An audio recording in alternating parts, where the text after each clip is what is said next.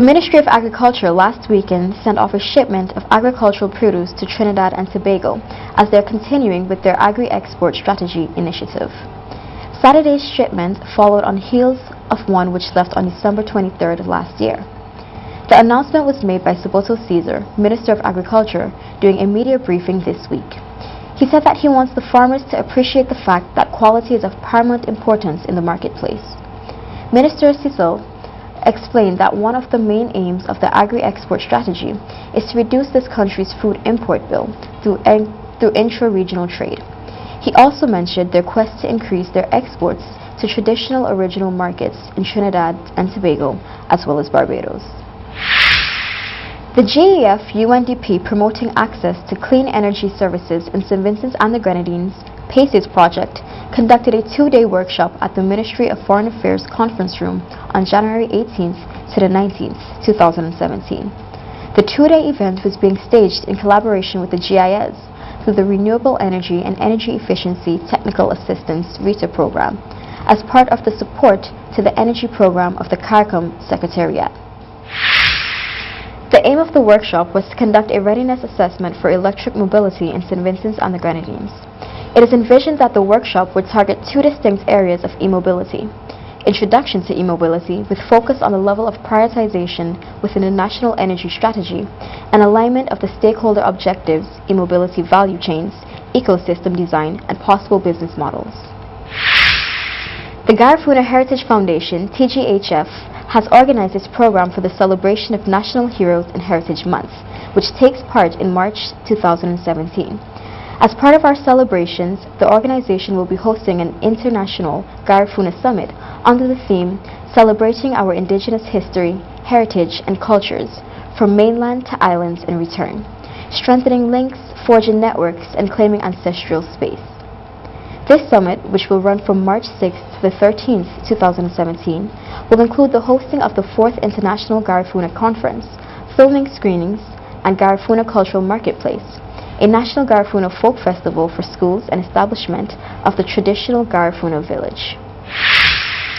Ellsworth Dakin, Director of the Energy Unit in the Prime Minister's Office, has disclosed while delivering remarks at the opening of the two-day conference on electric mobility that 90% of this country's energy supply comes from fossil fuels, with over 50% of the fuel imports being utilized in the transportation industry. Mr. Dakin said that the introduction of measures to conserve and increase the efficiency of energy use would have a long-term economic benefit for St. Vincent and the Grenadines. Dakin also highlighted that the workshop focuses mainly on e-mobility, which is seen as one of the most promising ways towards supporting renewable energy globally. This week's two-day Electric Mobility Readiness Assessment Conference was attended by local and regional stakeholders who discussed the findings of an evaluation on the testing of electric and hybrid vehicles. Prime Minister Dr. Ralph Gonsalves, in a press conference this morning, responded to the question posed by reporter Kenton Chance about the way forward for SVG in relation to President Donald Trump's policy changes regarding climate change. Fortunately, in the case of St. Vincent and the Grenadines, I don't require under our law parliamentary approval for ratification. But even if I did, I know that I would have gotten it. I can do it by way of the executive, which is the way in which we've done the ratification. In the case of the United States, the matter is somewhat different because you have to take that treaty to the Congress or the Senate under their constitution, and that is why presidents with agreements will try to do as much as they can at the executive level, and then some things they can do at the executive level. I've listened to President Trump after the election, and he had said that he's keeping an open mind on the question of man-made climate change. I know what you have said is true. I've also read it.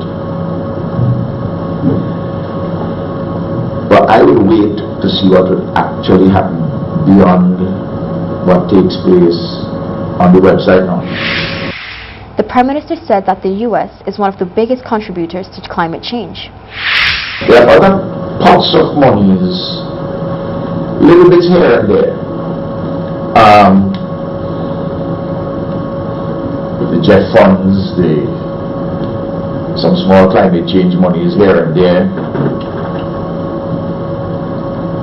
And there we have had monies under the World Bank, under the Regional Disaster Vulnerability Recovery Project. And those monies have come through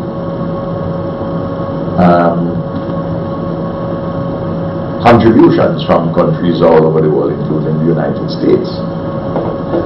So we'll have to see what monies will also come through the World Bank, whether they will say no, you don't. The particular country may say, don't go there and put money. So we have to watch all of those things.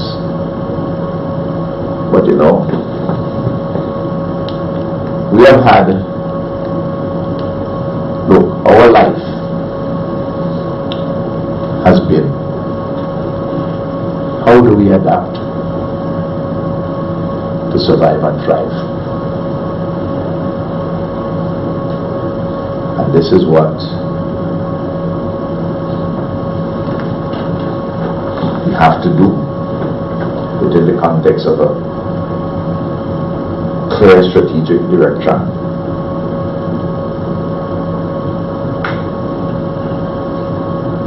Do what we have to do in conjunction with other places and other countries, not denying a challenge which would arise if a major country were to put a brakes on these issues. Prime Minister Dr. Ralph Gonsalves, at a press conference today, Monday, January 23, 2017, said that the Eastern Caribbean Civil Aviation Authority, ECCAA, has granted authorization for flights to begin operating at the Argyle International Airport when the facility officially opens on February 14, 2017. In relation to the Argyle International Airport, I was given this morning a letter by Mr. Pompey, Dr. Pompey, the Permanent Secretary, responsible for civil aviation, from the Director General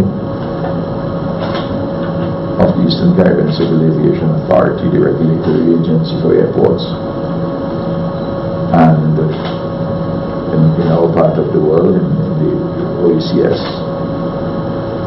certainly the 6 independent member states of the OECS. And the relevant part of the letter, I'm going to read all of the letter. It says, authorization is hereby granted for the commencement of operations at the Argyle International Airport with effect from 00:01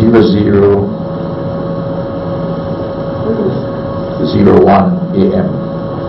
on the 14th of February 2017, meaning 1 minute past midnight on the 14th. Dr. Gonsalves said he was given a letter this morning by Permanent Secretary responsible for civil aviation matter, Mr. Godfrey Pompey, which came from the Director General of the Eastern Caribbean Civil Aviation Authority, indicating that authorization has been granted for the commencement of flight operations at AIA from 1 minute after midnight on February 14th. I've raised the issue that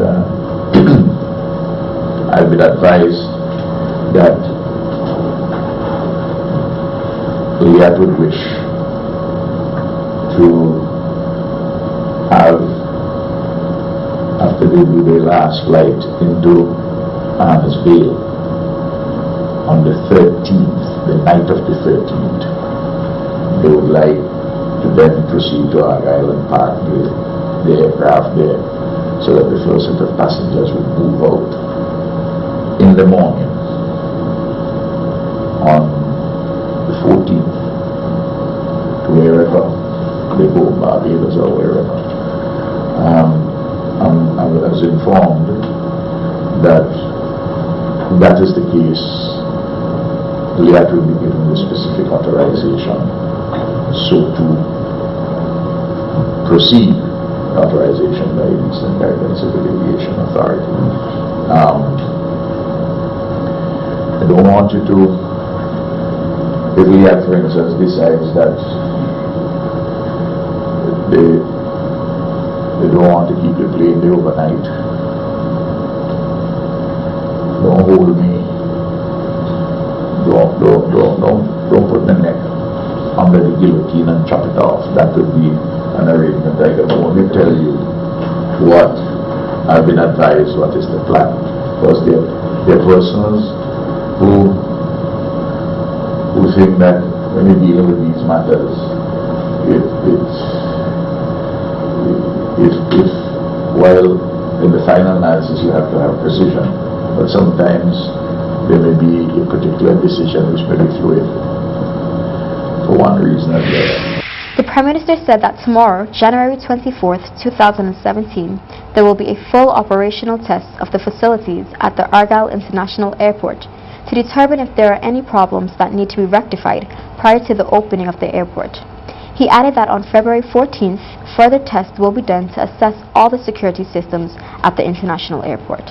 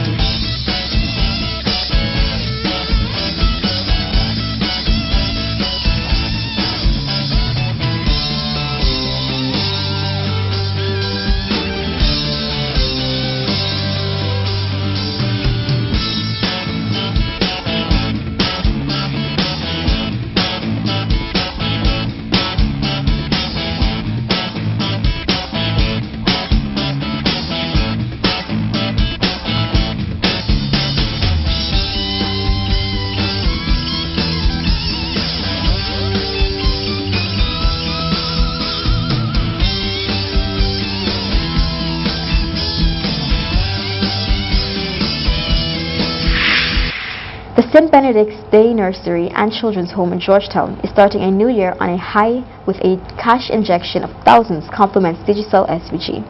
The institution was identified to benefit from a cash donation after one of its employees, Sabrina Sandy, was named one of Digicel's golden ticket winners in the 2016 Get Gifted Christmas campaign, winning herself $5,000 in cash. Sandy qualified to win the cash prize after topping up $15 during the month of December at the Digicel retail store in Georgetown, GTech.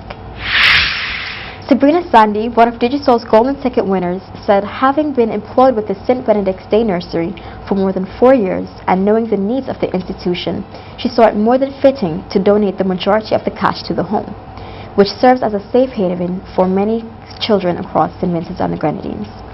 Sandy thanked Digicel for continually finding ways to reward its customers and for mandating that a portion of the $150,000 in cash and prizes for its 2016 Christmas campaign was awarded to at least one charitable organization here.